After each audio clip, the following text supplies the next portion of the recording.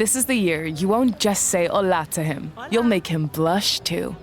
Because with Mondly by Pearson, you can achieve fluency fast. With its advanced speech recognition technology, you'll be able to immerse yourself in a new language. So you can finally take hellos to besitos, which you will soon know means kisses. Start learning now. Install Mondly by Pearson, the language learning app. Be yourself in any language. Terms and conditions apply. Visit mondly.com. Empire.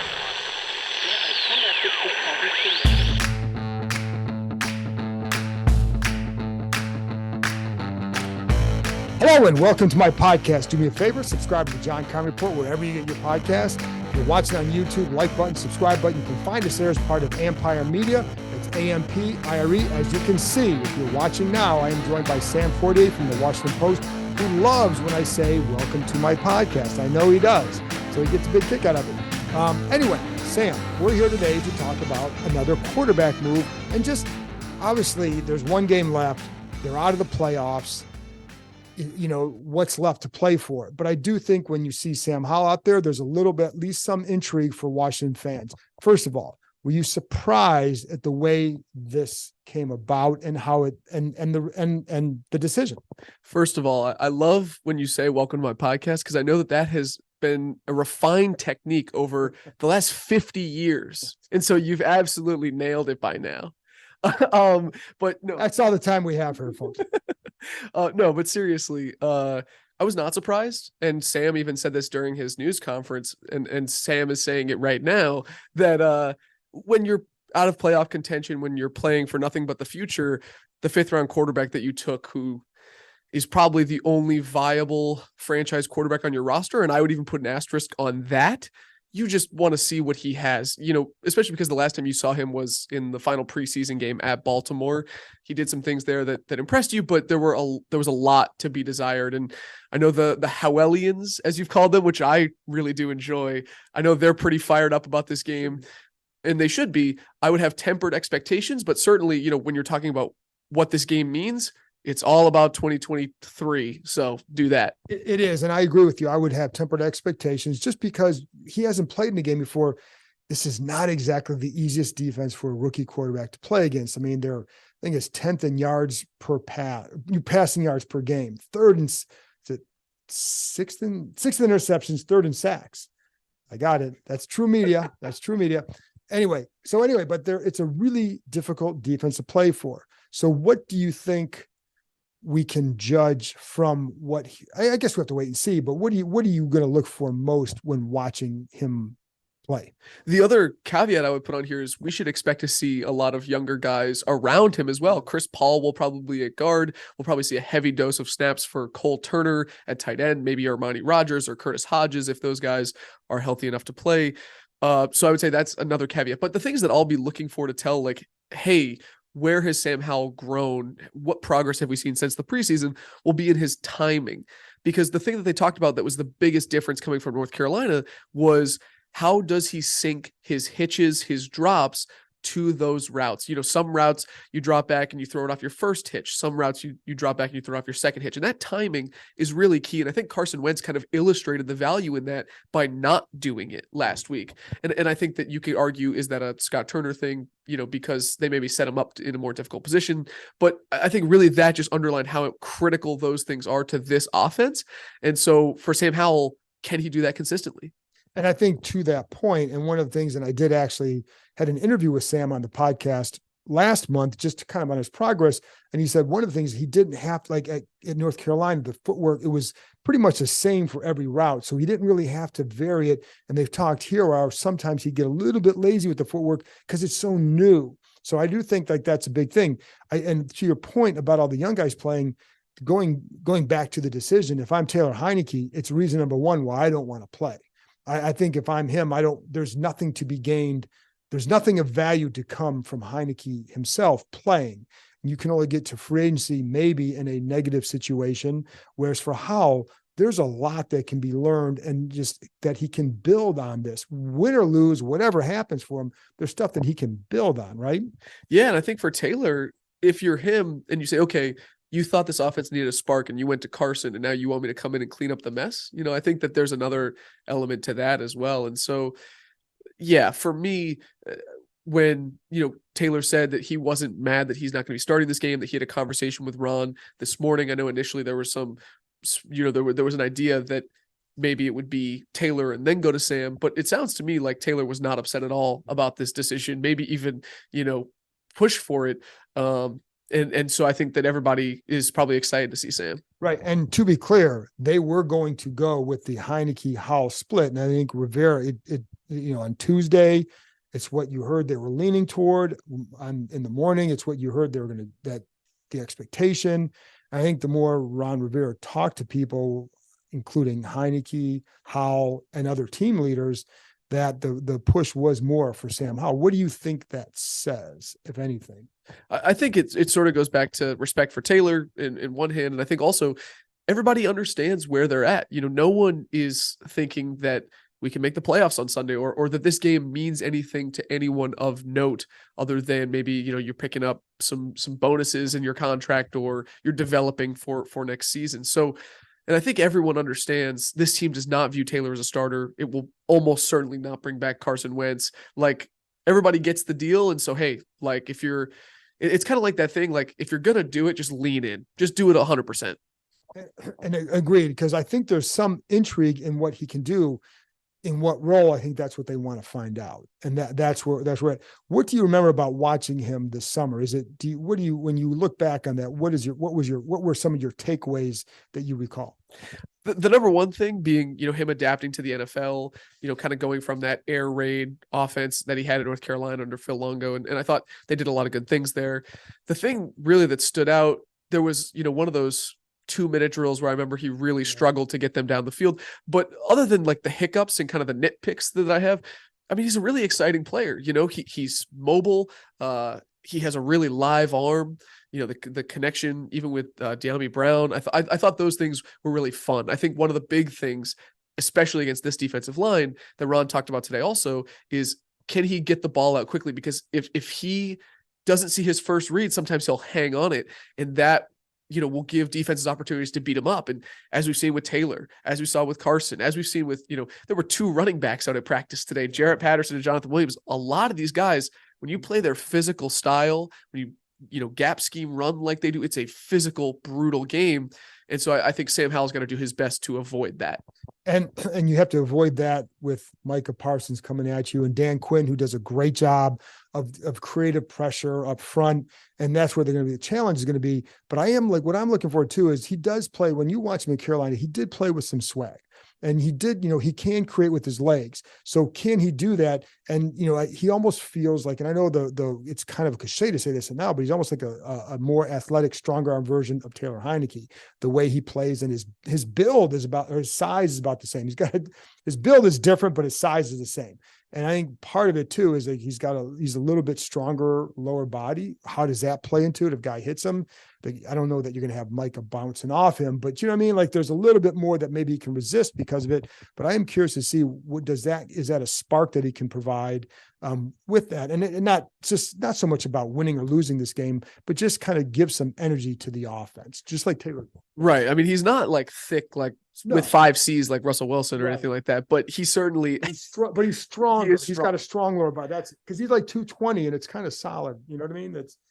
And there's just, but to your point about his swagger, I think the thing that I noticed, just the demeanor, especially in the last 2 weeks, obviously, we know what Taylor is. And I think we all love talking to that guy just because he's very insightful and he's real and he's down to earth. I think the difference that I saw with Sam, and maybe it's, maybe he's just a little different because he's not a 7-year vet like Carson, but today it was, hey, what are your expectations or what do you want from Sunday? And he just said, win. And that to me, just the short, quick, I know exactly what I want to do. Yes, I want to prove things to myself. Yes, I want to get better and go out there and show my teammates I can do this and I can be the guy. But the number one goal is win. And that sounds so basic, but at the same time, it was pretty refreshing. Do you think we've seen, the last of Carson, I think is a given, right? So what about Taylor? That is a fascinating question because to me, that question is, what do you pay Taylor Heineke? And if you look at some of the backup quarterback contracts that were given out the last couple of years, that might be more than you're willing to pay. He obviously is a very high-end Number two, he's extremely familiar with Scott Turner's scheme. I think that he has proven his value beyond question here. And it is not necessarily his fault that just after a certain amount of time, defenses figure him out or his body breaks down. Those things are given. But if you have a situation which so many teams around the league have had, when your starting quarterback goes down, I saw a stat today, Field Yates, your colleague, tweeted out 65 different starting quarterbacks this year, wow, which is, I believe, the most in the NFL since like 1970 or something, since the merger. Quarterback injuries, for whatever reason, I think are up, or teams are moving on from them. And having a valuable stopgap is invaluable. So I think, for them to retain Heineke is probably important, but I do question what the price point would be. I agree. And I think the other thing is, will he want to come back after these last couple of weeks and just, does he feel like they're trying to scapegoat him or not? And that I think that will all play into his decision, whether or not he wants to come back versus I think if I'm them, I want him back for that reason. They're 12, 11-1 with him the last 2 years, 2-7 with everybody else starting. So it's not just because or in spite of him, but it shows that with him as he's a good backup. You come in, you can hold the fort down, you can win. And yeah, you need other stuff around you, but he did do that. And this year, 5-3-1, and then just kind of the offense kind of ran out of steam. And then it's not on him. It's on Carson Wentz and the staff and Wentz not getting it done. So, I don't blame him, but, I'll be curious to see if he would want to come back too. It's tough, right? Because I feel like his identity is so enmeshed in the city. It's where he came back. It's where he's had this great story, and he's accomplished a lot. He was out of the league, and I know everybody talks about him being on his sister's couch, but I think that this guy, if he decides to leave, has certainly earned the agency to say, hey, I'm going to go hold the clipboard or hold down the fort for somebody else and try to get, the Chad Henne career. And I think that, you have to respect that. I think if you're a Commanders fan, though, obviously, like, Commanders fans will, it seems like, always have love for him, because even after that first series on Sunday, they were calling for him after Carson Wentz threw that pick. This is the year you won't just say hola to him. You'll make him blush too. Because with Mondly by Pearson, you can achieve fluency fast. With its advanced speech recognition technology, you'll be able to immerse yourself in a new language. So you can finally take hellos to besitos, which you will soon know means kisses. Start learning now. Install Mondly by Pearson, the language learning app. Be yourself in any language. Terms and conditions apply. Visit mondly.com. It's easy to root for a guy, for a guy who maxes out. You don't feel like he's got all this talent he's wasting. You feel like he's squeezing everything out of it, and that people respond to it. We get that. So I think that's always been a good thing. With Howell, he's a 5th-round pick. And I know they always talk about, hey, he may have been a 1st-round pick if he had come out the previous year, et cetera, et cetera. Well, he didn't, so he wasn't. So do you view him as, how did you view him coming out of the draft? I know they liked him before the draft, but they still was 5th-round pick. So how do you view him? Do you view him as that, or do you view him as someone like, hey, maybe he's better than that because of what we saw the previous year? Well, I think this is a tough question, because I feel like he does have undeniable physical talents that you want to see developed, that you want to see what he's capable of. But at the same time, even if he were a 1st-round pick, I do sort of take that caveat, because when I was at the Senior Bowl in Mobile, Alabama last year, everybody was talking about this is a weak quarterback draft class. Even the top guy, Malik Willis, is still rawer than Josh Allen was when he was coming out of Wyoming. So even if he had been a 1st-round pick, I still would have questioned the validity to that, because you look around, Desmond Ridder, Kenny Pickett, some of these other 1st-round picks that are playing. Kenny Pickett, to me, hasn't shown that he is going to be a franchise guy, and he was the first one taken of him. So a 5th-round pick, a 1st-round pick. I mean, I know draft status matters, and certainly it matters in your contract value and what sort of opportunities you get later on in your career. That's been proven out time and time again. But I don't have this guy is going to be the future of the franchise expectations right away. Right. And I don't think you should, because for that reason, I think what we've heard all year is that, yes, they've liked his progress, pleased with his progress, intrigued by him, but nobody's sitting there saying, just wait for the future. Like, I think there's intrigue. Yeah. And so, like, the question to me is, because you don't want to get swayed by result, right? Like, if your process is, how much are we going to read into these 4 quarters? Because Ron Rivera left open the idea. To me, he was suggesting today that Sam could be the guy they bet on going into next season. He could be the quarterback that they say, hey, we actually don't have to address this position. 2023 week 1 starter, it's Sam Howell. And that's really tough for me because these 4 quarters are going to be instrumental. How much are you going to read into them? I could totally see, an argument for both sides. I don't mean to disparage either one, but if you're going to make that gamble, you have to be very confident that he can keep developing. And my thing would be, if he goes out and plays great, I think that's great. I'm still going to look for more competition. It doesn't mean you have to mortgage everything. It's like, you know what?